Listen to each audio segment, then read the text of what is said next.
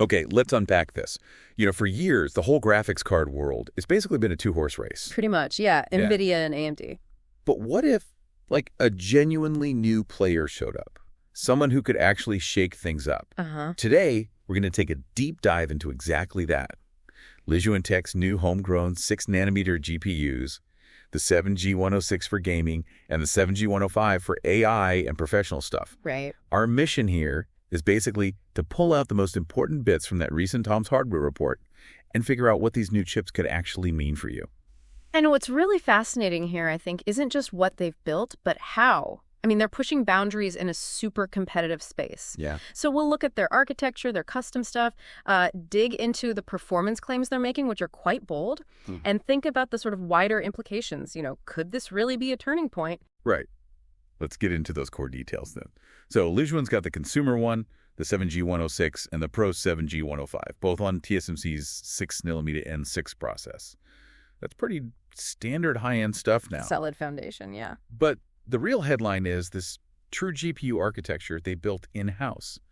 They're not messing around. They're explicitly saying they want to compete head-on with mid-range cards from NVIDIA and AMD. Yeah, no kidding. So what does that even mean, true GPU architecture from scratch? Well, it's a massive undertaking, like huge. It means they've designed everything themselves, the instruction set, the compute core, the whole software stack that runs on it. Wow. And what really jumps out are some pretty sophisticated innovations, things you might expect from, much more established players. Like what? Well, take out-of-order triangle rendering. That's complex. They claim it boosts efficiency by like 50%. 50%. Okay.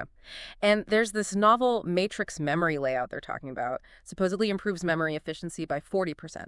Plus their own rendering quality system and RSS. So these aren't just minor tweaks. This sounds like serious architectural work. Exactly. It's a big commitment. Shows real ambition. And that ambition seems backed up by their performance claims for the gaming card, the 7G106. It's got 12 gigs of GDDR6 memory, and they're claiming up to 24 TFLOPs of FP32 performance. Which, just to put that in context, is right up there challenging the established mid-range, like you said. Yeah. The synthetic benchmarks look interesting, too. 26,800 points in 3D Mark Firestrike. That puts it roughly kind of on par with an NVIDIA RTX 4060. Right, in that ballpark. But then in Geekbench 6 OpenCL, it actually nudged past the 4060 by about 10%, scoring over 111,000 points. Interesting edge there. And it's not just benchmarks. The gaming demos they showed were pretty telling, I thought. Big Chinese AAA games like Black Myth, Wukong, Wuchang, Fallen Feathers. Visually demanding stuff. Yeah, running over 70 FPS and 4K high settings. Even Shadow of the Tomb Raider was hitting over 80 FPS. Wow, at 4K high? Yeah. And for what they call an architecture in its infancy, that level of performance, it suggests they've maybe built a really stable and efficient foundation right from the start. Which is absolutely crucial, right? You need that stability to build trust, especially as the new kid on the block. Definitely. So, okay, the gaming side looks promising, but what about the other chip, the professional 7G105? How is that shaping up for things like AI? Right, because a real disruptor needs to play in those demanding workloads, too. So the 7G105 doubles the memory to 24 GB, and importantly, it's ECC memory. Error correcting. Yeah. Essential for pro work. Exactly, for data integrity in, critical applications. It also supports SR-IOV virtualization up to 16 containers. Okay, so that opens it up for cloud stuff. Yep, things like cloud rendering, digital twins, and importantly, handling those really big AI models. They specifically mentioned DeepSeek and Wenxing 2. So they're aiming for serious AI applications too. Seems like it. And if you connect this to the kind of bigger picture, this feels like a really significant moment for tech independence efforts. Yeah, we've seen other attempts before from China in the GPU space that, well, they struggled. They did. They didn't quite break into the mainstream globally.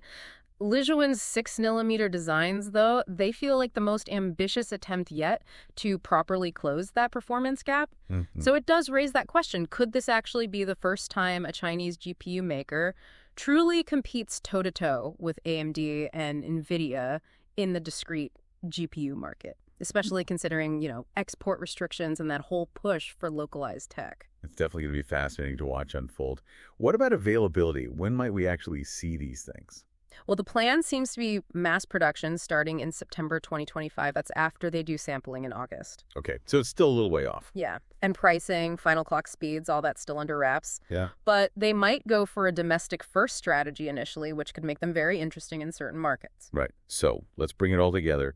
What does this all mean for you, listening in, following this tech? It feels like Lisuan's efforts are, a pretty profound step towards tech independence for them. It's not just a new chip, is it?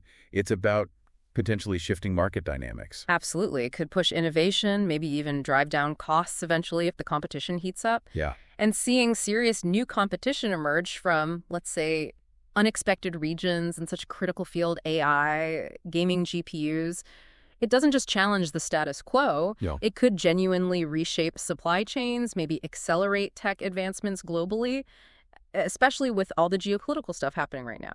So the big question to leave you with is, will these new players, like Lisuan, force a total reevaluation of the whole GPU landscape? And what kind of ripple effects could that create? For us as consumers, for industries all over the world. Oh, definitely something to think about. Indeed. Lots to mull over. Thanks for joining us on this deep dive.